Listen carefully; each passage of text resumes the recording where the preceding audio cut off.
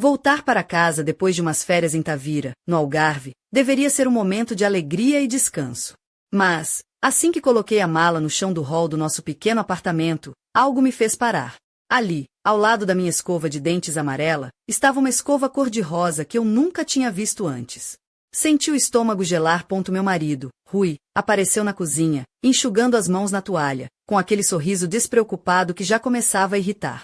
Então, a viagem correu bem? Estás bronzeada, disse ele, sem notar a escova estranha. Apontei para ela, sem dizer palavra, apenas esperando uma explicação pontuar. Essa é da minha mãe, a dona Alzira. Ela ficou aqui umas noites, sabes como é, ela anda um bocadinho sozinha, a televisão avariou e tal. Rui falou com aquele tom de quem acha que eu estava a exagerar. Mas eu sabia que algo não batia. A mãe dele morava numa casa confortável em Faro, nunca tinha vindo dormir cá sem avisar, sobretudo, nunca mexia nas nossas coisas. E agora, não só estava a usurpar a casa, como mexia nos nossos pertences, mudava a disposição dos móveis e até trazia comida que eu nunca compraria. Queijos caros, iogurtes com sabores estranhos, e até gelados que eu detestava. A cozinha parecia uma loja diferente. No frigorífico, produtos que não eram nossos. No congelador, umas embalagens de peles e um gelado de baunilha que me dava náuseas só de pensar. E o cheiro da roupa lavada era outro. A mãe do Rui usava um detergente floral, enquanto eu usava o mesmo há anos, um cheiro fresco e simples. O meu conforto. As minhas blusas, que eu deixava arrumadas meticulosamente, estavam todas trocadas de lugar. Os meus cremes e maquilhagem na penteadeira estavam espalhados. As meias no armário, que eu dobrava de forma desleixada, estavam agora empilhadas com uma precisão quase insultuosa. Sentia como se alguém tivesse invadido meu mundo, mexido em cada canto da minha vida, sem permissão. No dia seguinte, ao descer as escadas para acompanhar o Rui ao trabalho, encontrei a vizinha, Dona Teresa, que me contou ter visto a Dona Alzira entrar quase todos os dias, às vezes até para passar a noite, acompanhada por um homem estranho, com roupas caras, que carregava umas caixas pesadas para o nosso apartamento. Pensei que fossem móveis novos, disse a vizinha, mas Rui nunca comentou nada. E quando perguntei, ele negou tudo, dizendo que eu andava a imaginar coisas. Mas o olhar dele não me convenceu. Ele evitava o contato visual e piscava os olhos mais do que o normal, um sinal claro para mim depois de tantos anos juntos. Foi então que, ao mexer na minha mala, encontrei uma folha de papel, escrita com uma caligrafia feminina arredondada, que não era minha. Um endereço na Rua da Liberdade, em Faro, com o nome Joias do Algarve, penhoras e empréstimos. O meu coração disparou. Alguém mexeu nas minhas coisas. Alguém tinha passado a mão no que era meu. Corri para minha caixa de joias na cômoda da sala. O anel da minha avó, uma relíquia de ouro com pequena esmeralda, tinha desaparecido.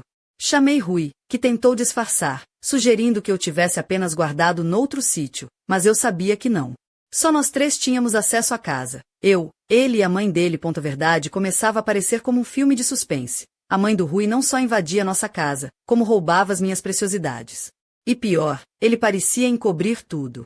A suspeita tornou-se certeza quando fui ao tal estabelecimento na Rua da Liberdade para perguntar pelo anel. Lá, um senhor idoso confirmou que uma mulher, de meia idade, de cabelo curto e óculos, tinha penhorado uma joia idêntica na véspera. Ela veio com um documento, disse que era herança, precisava do dinheiro com urgência. A descrição encaixava perfeitamente na Dona Alzira. Voltei para casa com um peso enorme no peito, mais perdida do que nunca. Por que a mãe do Rui faria isto? Tinha a sua casa, uma pensão decente, não precisava de roubar. Mas ela andava a queixar-se de dores, de despesas com medicamentos caros. Talvez fosse isto, uma necessidade desesperada? Ou um plano maior? E Rui? Por que reagia com tanta impaciência e até raiva quando eu tentava esclarecer? Senti que, naquele momento, não vivia com o homem com quem me tinha casado há 12 anos, mas com um estranho que me escondia segredos e mentiras. A minha investigação continuou. Encontrei garrafas vazias de conhaque e embalagens de chocolates caros que nunca compramos, sinais claros de que alguém estava a usufruir da nossa casa como se fosse sua. A minha indignação crescia, mas a minha força também. Segui a Dona Alzira um dia, escondida atrás dos carros estacionados e das esquinas, até um escritório de uma agência imobiliária no centro da cidade. A cena que vi fez o meu coração gelar. Ela, sentada com um jovem de fato e outro homem bem vestido, discutindo documentos, apontando, a agir como dona do apartamento que era meu. Entrei no café ao lado, pedi um café para disfarçar e fiquei ali, observando cada gesto. A minha sogra comandava a conversa, parecia uma negociadora experiente. Quando percebi que tinham terminado, ela saiu com uma pasta cheia de papéis. Com um sorriso satisfeito, voltei para casa com uma mistura de raiva, medo e incredulidade. A minha sogra estava a tentar vender o meu apartamento. Com documentos falsificados, claro, porque a minha assinatura não estava lá. Quando confrontei o Rui, ele negou. Tentou convencer-me que eu estava a imaginar coisas, mas a minha intuição gritava que ele era cúmplice.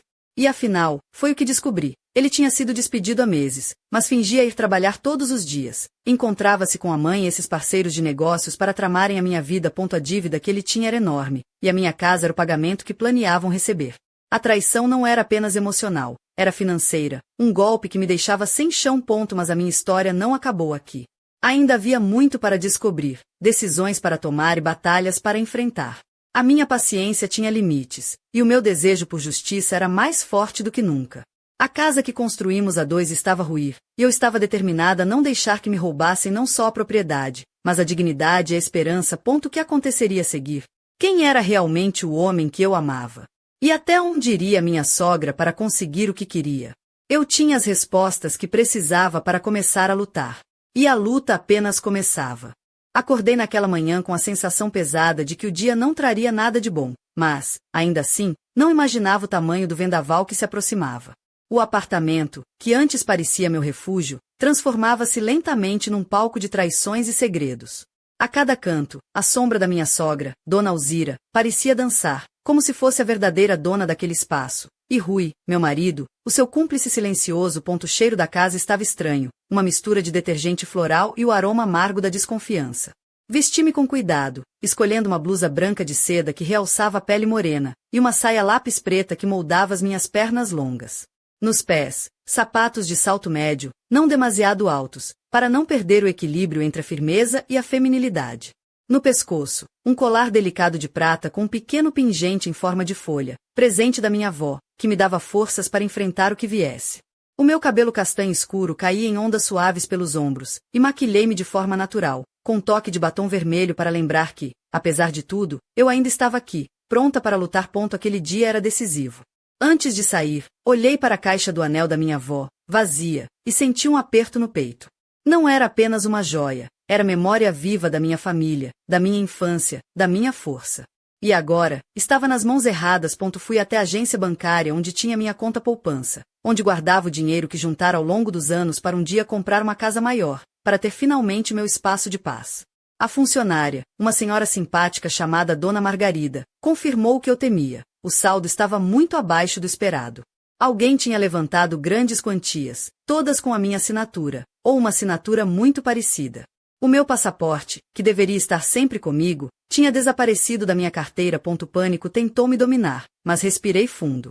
Não podia deixar que aquele turbilhão me consumisse.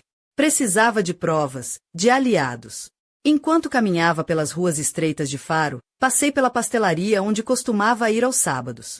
O aroma do pão quente e do bolo de amêndoa trouxe uma memória doce, quase cruel em contraste com a realidade amarga. Voltei para casa decidida a vasculhar cada centímetro.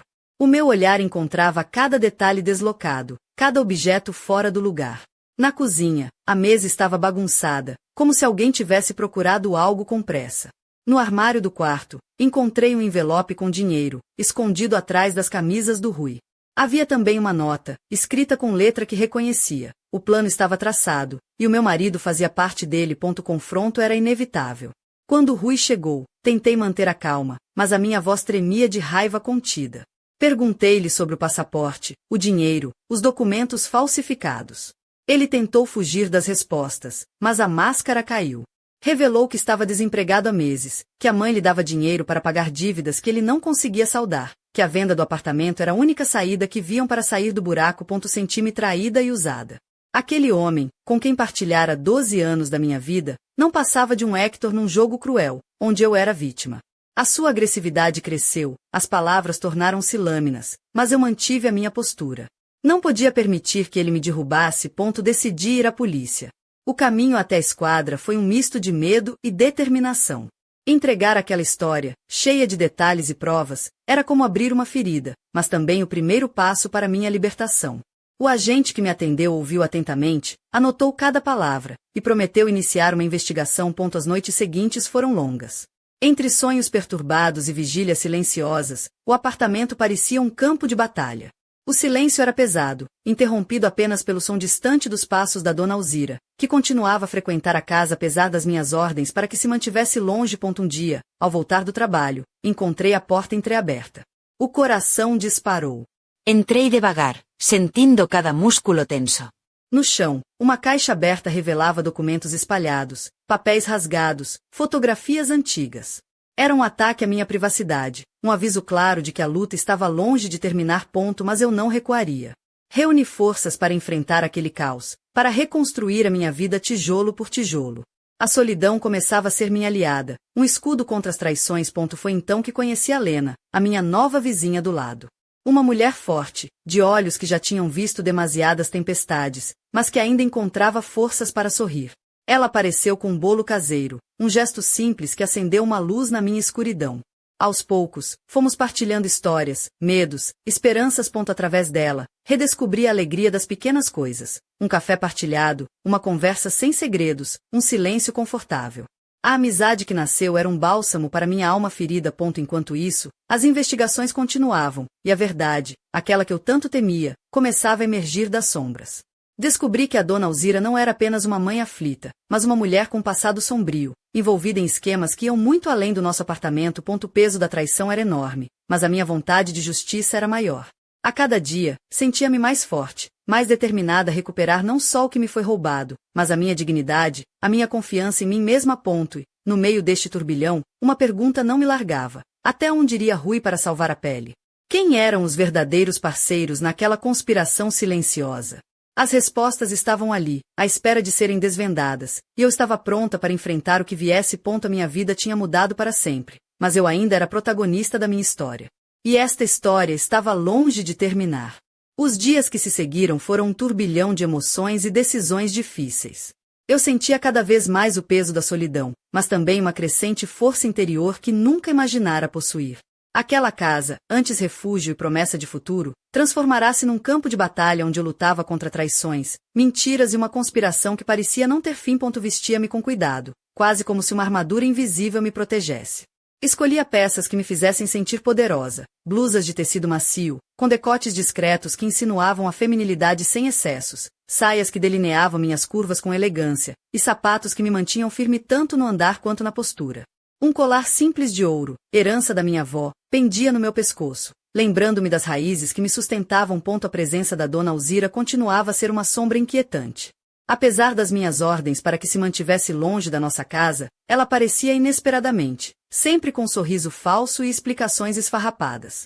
Eu já não sabia se sentia mais raiva ou pena daquela mulher que, sob a máscara de mãe preocupada, tramava os meus piores pesadelos. Rui, por sua vez, era um enigma desconcertante. As suas mentiras e omissões tornavam-se cada vez mais evidentes, mas também a sua vulnerabilidade surgia em momentos fugazes. Aquele homem que eu conhecera, com quem partilhara sonhos e planos, parecia ter se perdido num labirinto de dívidas e más escolhas, arrastando-nos a todos para o abismo. Passei a vigiar cada movimento, a juntar peças de um puzzle que revelava uma teia de enganos.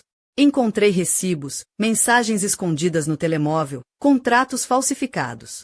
Tudo indicava que a venda da nossa casa não era apenas um acto desesperado, mas parte de um esquema cuidadosamente planeado, onde a minha sogra e o meu marido eram protagonistas. Mas eu não estava sozinha. A amizade que construí com a Lena tornou-se um pilar fundamental. Ela, com a sua história de superação e coragem, mostrava-me que a vida podia ser reconstruída mesmo após as maiores tempestades.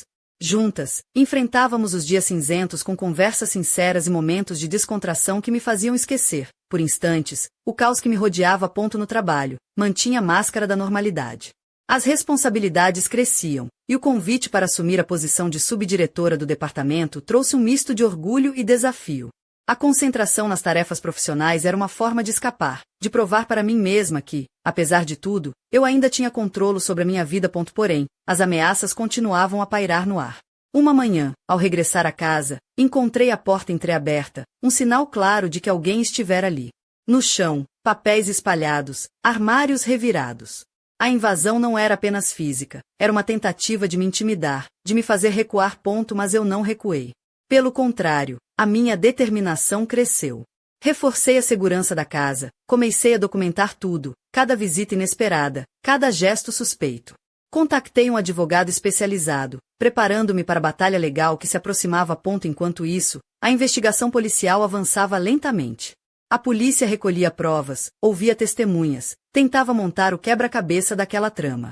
Eu sabia que o caminho seria longo e difícil, mas a esperança de justiça era o que me mantinha firme. Certa noite, enquanto revisava documentos, recebi uma mensagem anônima no telemóvel. Um aviso: desista, não sabe com quem está a brincar. O medo tentou me paralisar, mas a raiva falou mais alto. Quem se atrevia a ameaçar-me? E por quê? A resposta estava naqueles papéis que eu guardava com tanto zelo. Decidi que não iria permitir que o medo me dominasse. Com a ajuda da Lena, organizei um plano para enfrentar de frente aqueles que me queriam ver caída.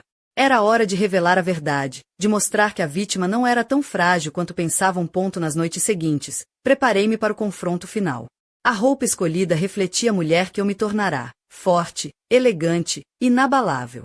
Um vestido preto justo, que destacava minha silhueta com sobriedade, sapatos de salto alto que me davam altura e confiança, e um batom vermelho intenso, símbolo de poder e determinação. Quando finalmente decidi agir, sabia que nada seria como antes. A traição, a mentira, o roubo, tudo isso tinha deixado marcas profundas, mas também me ensinara que a verdadeira força reside na capacidade de reerguer-se mesmo após os golpes mais duros. A história que viverá até ali era apenas o começo. O próximo capítulo prometia ser ainda mais intenso, revelador e transformador. Eu estava pronta para escrever o meu destino, com coragem e justiça como minhas aliadas.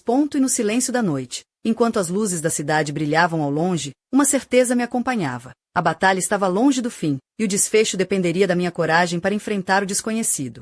A rotina do meu dia a dia transformou-se numa dança cuidadosa entre a prudência e a coragem. Cada passo, cada decisão, era um cálculo meticuloso para não dar brechas, para não deixar que os meus inimigos soubessem o quanto eu estava determinada a recuperar o que era meu. O peso da traição ainda me apertava o peito, mas eu aprendi a respirar fundo e a olhar para o futuro com uma força que antes desconhecia. Vestia-me com a elegância de quem sabe que está a enfrentar uma guerra silenciosa, mas não deixa de ser mulher. Um vestido de corte clássico, cor vinho, que abraçava as minhas curvas com discrição e sensualidade, acompanhado por um casaco leve de lã que me dava um ar sofisticado. Nos pés, sapatos de salto fino, que não só elevavam a postura como também me faziam sentir dona do meu caminho. Nos pulsos, uma pulseira fina de prata, herança da minha avó, a minha âncora no mar revolto. A cada encontro com o advogado, sentia-me mais preparada para enfrentar a batalha legal que se avizinhava. As peças começavam a encaixar-se. Documentos falsificados, testemunhos, provas das invasões à minha casa, tudo reunido com uma precisão quase cirúrgica. A sensação de que, finalmente, a justiça poderia estar ao meu alcance dava-me um alento renovado. Mas, paralelamente, a tensão aumentava. A presença constante da dona Alzira era uma sombra que me espreitava. Ela continuava a aparecer, sempre com desculpas esfarrapadas, com um sorriso que não alcançava os olhos.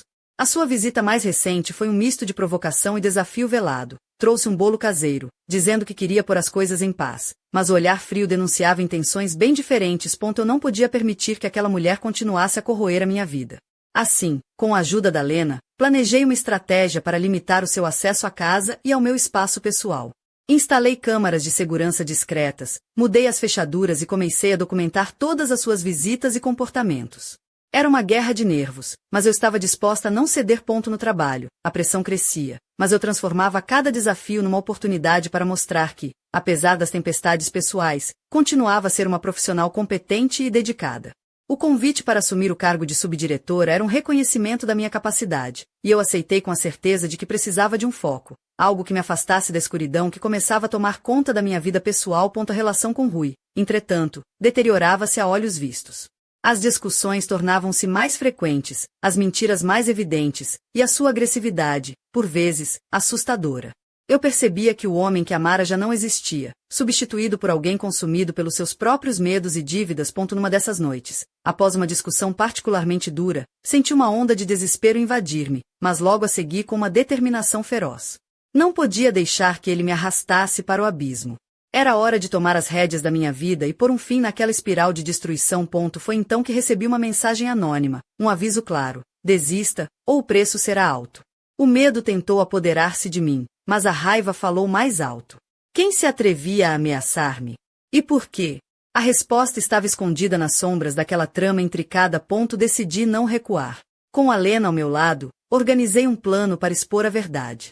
Reuni provas, preparei testemunhos e planeei confrontar Rui e Dona Alzira numa reunião que seria decisiva para o meu futuro. Naquele dia, vesti um vestido preto justo, que realçava minha figura com elegância e sobriedade. Um casaco vermelho por cima, símbolo da minha paixão pela justiça e pela vida. Nos pés, sapatos de salto alto que me davam confiança e postura. O batom vermelho completava o meu visual, uma declaração silenciosa de força e determinação. Quando cheguei ao local combinado, senti o olhar de todos sobre mim. Rui tentou disfarçar o seu desconforto, enquanto Dona Alzira mantinha o seu sorriso frio e calculista. Mas eu estava pronta. Apresentei as provas, contei a minha história, mostrei a minha dor e a minha vontade de justiça. A reação deles foi de negação e raiva, mas o peso das evidências era inegável. A polícia interveio, iniciando os procedimentos legais que iriam finalmente pôr fim àquela farsa. Porém, no meio de toda aquela turbulência, uma dúvida persistia. Quem era realmente aquele homem misterioso que acompanhava Dona Alzira nas suas visitas secretas? Qual o seu papel naquela conspiração? E que planos ainda estavam por revelar? Enquanto a justiça começava a agir, eu preparava-me para enfrentar não só os meus inimigos, mas também os fantasmas do meu passado e as incertezas do futuro. A minha luta estava longe de terminar, e o próximo capítulo da minha vida prometia ser tão intenso e surpreendente quanto os anteriores. A verdade estava prestes a emergir das sombras, e eu seria guardiã da minha própria história. Porque, apesar de tudo, eu era uma mulher que não se deixava bater, que lutava com coragem e que, acima de tudo, acreditava na justiça e na possibilidade de recomeçar. O silêncio da madrugada envolvia o apartamento enquanto eu revia, pela enésima vez, os documentos que reunirá. Cada papel era uma peça fundamental no quebra-cabeça que eu tentava montar contra a teia de mentiras que me envolvia.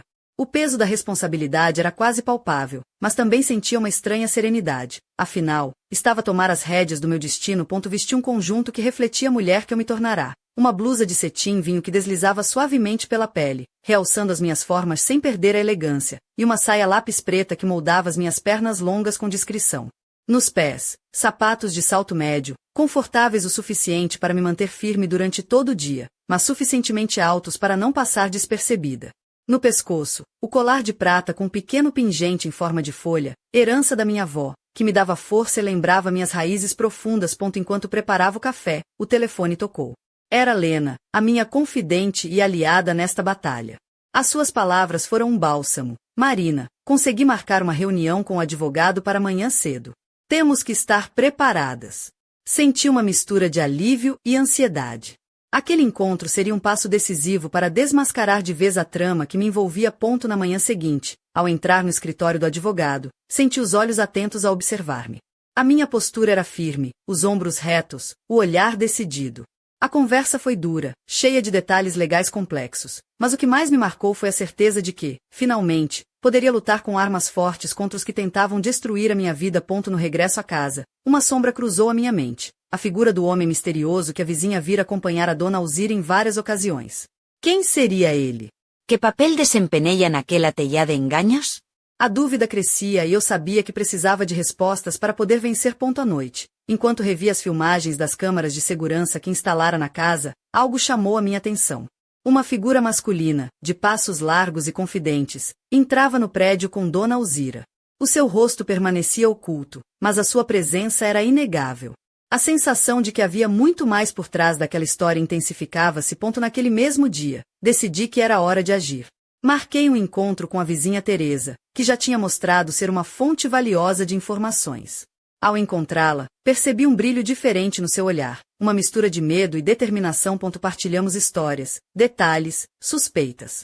Teresa contou-me que, recentemente, vira o homem misterioso a visitar a Dona Alzira não só no apartamento, mas também a sair de um escritório numa zona financeira da cidade.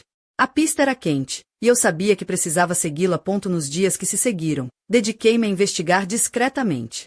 Vesti-me sempre com roupas que me permitiam passar despercebida, mas que ainda assim mantinham a minha feminilidade intacta. Blusas leves com padrões discretos, calças de corte reto e sapatos baixos que facilitavam a movimentação. O meu cabelo, solto, caía em ondas naturais que disfarçavam a tensão do momento. Segui o homem misterioso numa das suas saídas, mantendo distância e usando os recantos da cidade para me ocultar. Viu entrar num edifício moderno, onde se encontrava com um grupo de pessoas bem vestidas, numa reunião que parecia envolver negócios importantes. As palavras que consegui captar deixarão-me gelada. Precisamos de garantir que o processo da Marina seja rápido e discreto. O tempo está a acabar. Aquele encontro confirmou os meus receios. A conspiração era maior do que imaginava, e envolvia pessoas poderosas que não hesitariam em usar todos os meios para atingir os seus objetivos. Voltei para casa com o coração pesado, mas também com uma chama de determinação a arder dentro de mim. Era hora de preparar a minha defesa, não só para proteger o que era meu, mas para desmascarar aqueles que conspiravam nas sombras. Naquela noite, enquanto a cidade dormia, escrevi um plano detalhado. Iria reunir todas as provas, envolver a polícia e o advogado, e expor publicamente a fraude e a manipulação que me tinham roubado a vida. Mas, mesmo no meio daquela tempestade, havia um momento de luz. A amizade com Alena, os pequenos gestos de carinho, o reencontro com a minha força interior. O futuro era incerto, mas uma coisa era clara: eu não seria mais uma vítima.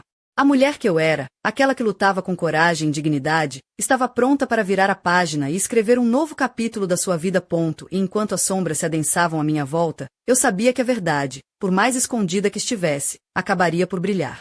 Porque a justiça não dorme, e eu também não.